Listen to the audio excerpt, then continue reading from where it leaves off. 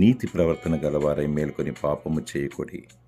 1 కొరింథీయులకు రాసిన పత్రిక 15:34.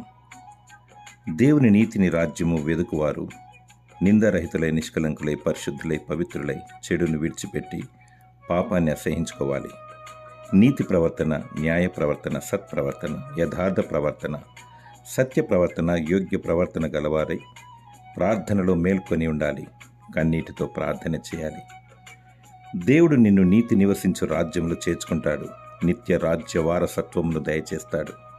ఈ భూలోకంలో నీవు త్యాగం చేస్తే పరలోక బహుమానం పొందుకుంటావు.